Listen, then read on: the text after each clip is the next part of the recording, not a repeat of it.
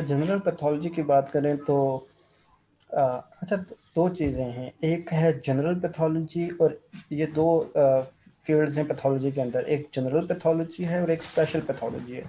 General pathology में हम basics को लेके चलेंगे और जो स्पेशल पैथोलॉजी की क्लास है वो स्पेशल ऑर्गन्स के साथ डील कर रही है, हर ऑर्गन के स्पेसिफिकली जो डिजीज़ है उसके साथ डील कर रही है। तो हम यूजुअली बेसिक्स को देखेंगे, जनरली बेसिक चीज़ें लेके चलेंगे। इसमें आपके 5 चैप्टर्स हैं जिनको हम एड्रेस करेंगे। सबसे पहला चैप्टर है that is cell injury and adaptations.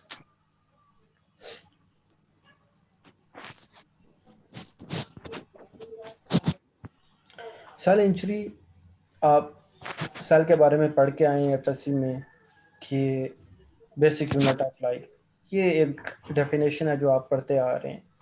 Basic structural and functional unit है ये।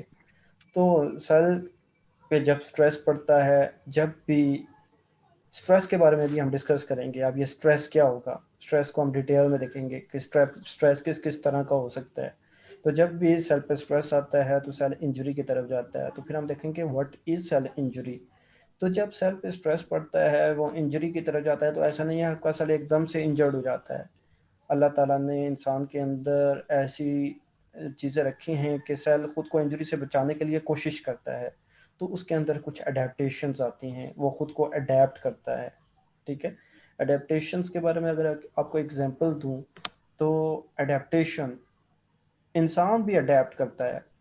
देखें कोई अगर विंटर सीजन में रहने का आदी है तो उसको एक एक जो गिलगित बल्तिस्तान में बंदा रह रहा है वो सर्दी को अच्छे तरीके से बर्दाश्त कर सकता है, और यहाँ से पंजाब से कोई जाए तो उससे सर्दी बर्दाश्त नहीं होगी।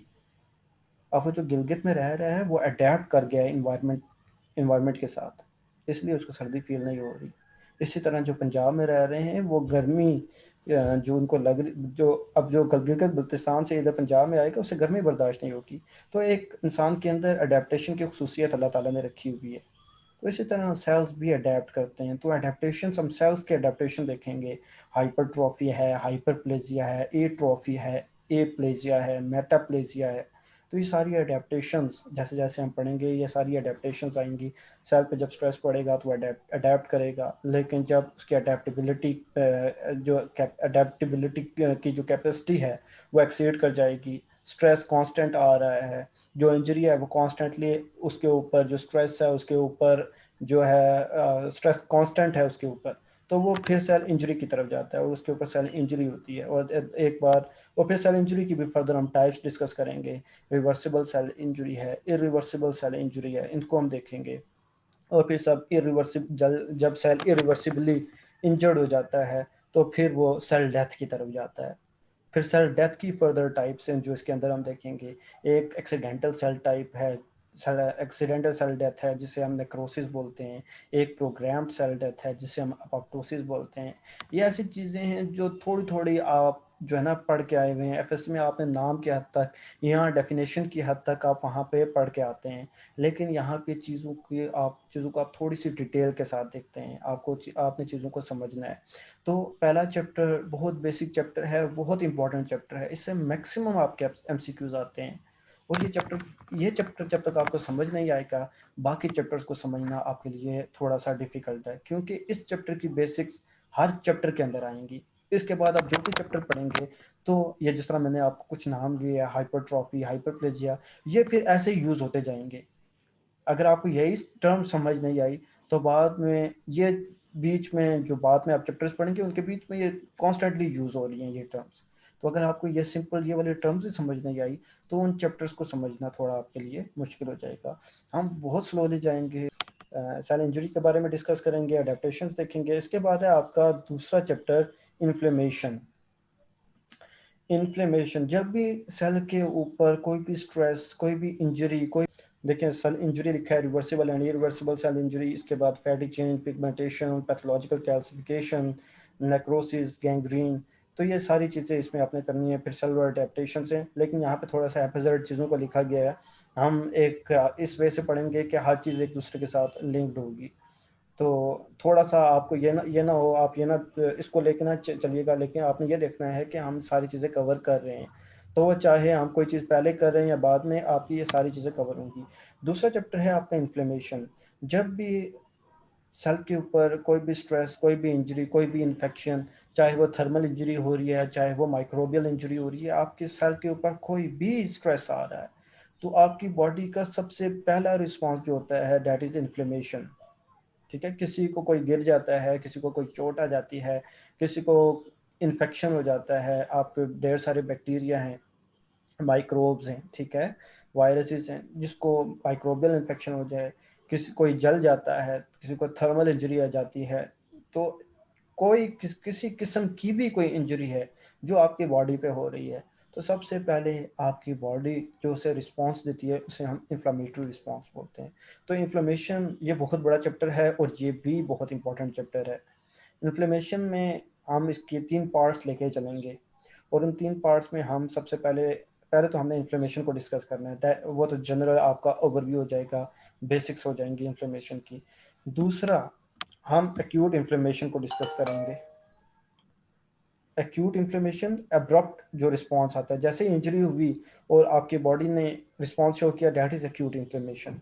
ठीक है, अब्रप्ट रिस्पॉन्स, उसको हम एक्यूट इन्फ्लेमेशन बोलते हैं। लेकिन एक इंजरी हुई, आपकी बॉडी स्लोली रिस्पॉन्ड कर रही है, दैट इज क्रोनिक इन्फ्लेमेशन। इनको हम डिटेल में देखेंगे। अगर आपको किसी को कई चीज़ यहाँ पे समझ नहीं भी आ रही, तो मैं जस्ट आपको कोर्स आउटलाइन बता रहा हूँ, मैं पढ़ा नहीं रहा। अभी तो हमने पढ़ना शुरू ही नहीं किया। जो आपका प्रॉपर लेक्चर होगा सेल इंजरी एंड एडेप्टेशन का, वो हम इंशाल्लाह मंडे से स्टार्ट करेंगे। अभी जस्ट आपका ये माइंड बना रहा हूँ कि हमने पूरे साल में क्या पढ़ना है। ठीक है, तो इन्फ्लेमेशन के हम 3 पार्ट्स लेके चलेंगे। First is acute inflammation, second is chronic inflammation and third is mediators of inflammation. तो ये 3 पार्ट्स होंगे। मीडिएटर्स ऑफ इन्फ्लेमेशन बोलते हैं कि आपके सेल के अंदर कुछ केमिकल्स हैं जिनकी वजह से इन्फ्लेमेशन का प्रोसेस चलेगा, उनको केमिकल मीडिएटर्स ऑफ इन्फ्लेमेशन बोलते हैं। तो वो हम इस थर्ड पार्ट में इसको डिस्कस करेंगे। उसके बाद ये जो चैप्टर है इसको यूजुअली मैं एंड पे रखता हूँ, cell repair and wound healing, क्योंकि ये जो चैप्टर है थोड़ा सा समझने वाला है और थोड़ा सा डिफ़िकल्ट है as compare to other chapters. तो ये जो है ना, मैं इसको थोड़ा सा एंड पे, और ना ही ये इतना लिंक्ड है प्रीवियस चैप्टर के साथ, क्योंकि आपका जो इन्फ्लेमेशन के साथ जो लिंक कर रहा है चैप्टर, इन्फ्लेमेशन की काफ़ी सारी चीज़ें उस चैप्टर में आ रही हैं, डैट इज़ हीमोडायनेमिक डिसऑर्डर्स। आप जैसे इन्फ्लेमेशन पढ़ते हैं उसमें आपकी बहुत सारी चीज़ें, आपका तकरीबन अगर आपको इन्फ्लेमेशन समझ आ गया है तो आपका हाफ चैप्टर समझ लें हीमोडायनेमिक डिसऑर्डर्स में कवर हो गया। वही इन्फ्लेमेशन की चीज़ें चीज़ें जो है वो स्टार्ट में हीमोडायनेमिक्स में आ जाएंगी। तो हीमोडायनेमिक हीम बोलते हैं। अच्छा, यहाँ पे आपने क्या करना है, काइंडली ये जो है ना, ये भी एनोटेशन ना करें, अभी एनोटेशन को भी मुझे आपके लिए जो है ना ख़त्म करना पड़ेगा।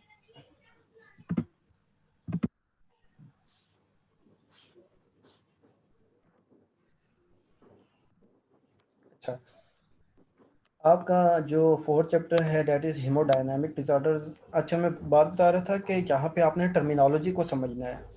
ठीक है, टर्मिनोलॉजी का मतलब, अब हीम का मतलब है ब्लड। ठीक है, इसी तरह इन्फ्लेमेशन को बोलते हैं आइटस, ITIS। तो ये टर्मिनोलॉजी है। इन चीज़ों को आप समझेंगे तो आपको किसी चीज़ को डिफाइन करना बहुत ईजी हो जाएगा। तो हीमोडायनामिक डिसऑर्डर्स यानी ब्लड से रिलेटेड जो डिसऑर्डर्स होंगे, ब्लड से रिलेटेड आपका एक नॉर्मल ब्लड फ्लो है, स्ट्रीमलाइन ब्लड फ्लो है, उसके अंदर भी डिसऑर्डर्स आते हैं, वो हम देखेंगे। ठीक है, हीमोडायनामिक डिसऑर्डर्स, तो ब्लड से रिलेटेड जो डिसऑर्डर्स आएंगे वो हम इसमें देखेंगे। तो आपने टर्मिनोलॉजी को जब समझेंगे तो आपके लिए चीज़ों को समझना बहुत ईजी हो जाएगा।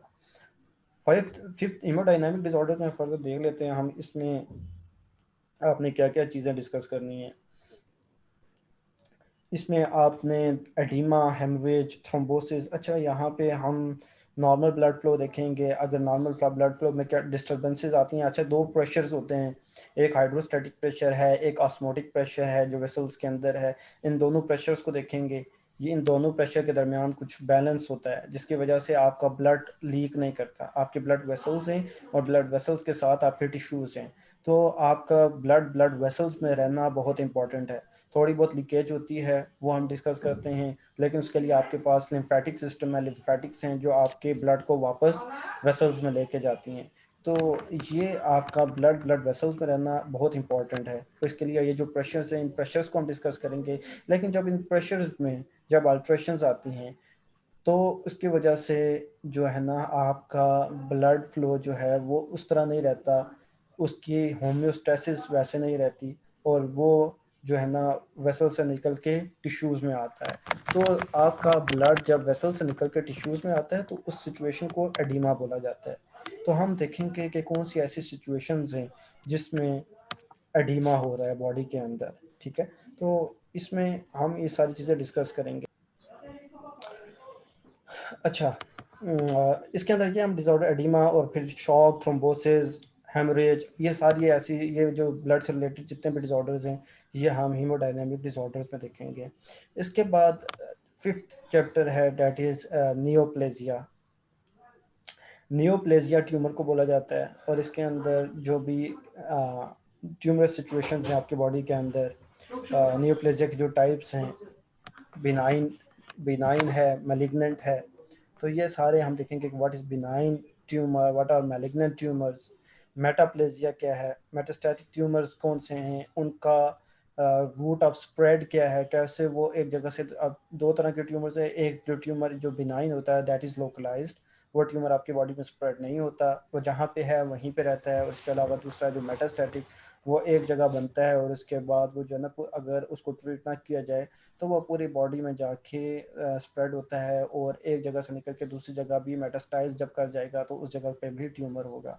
तो हम इन दोनों ट्यूमर्स के दरमियान डिफरेंसेस देखेंगे, और बिनाइन ट्यूमर्स की क्या क्वालिटीज़ हैं, बिनाइन ट्यूमर्स कब उसकी क्या क्वालिटी होंगी तो हम उसको बिनाइन बोल रहे हैं, मेटास्टैटिक ट्यूमर्स में क्या क्वालिटीज़ होंगी, क्या एक जब फिजिशियन है, जब वो आपकी फिजिकल, फिर आपकी जो मेडिकल रिपोर्ट्स उनको असेस करता है, तब वो आपको बताता है कि वेदर दिस इज़ बिनाइन और मैलिग्नेंट।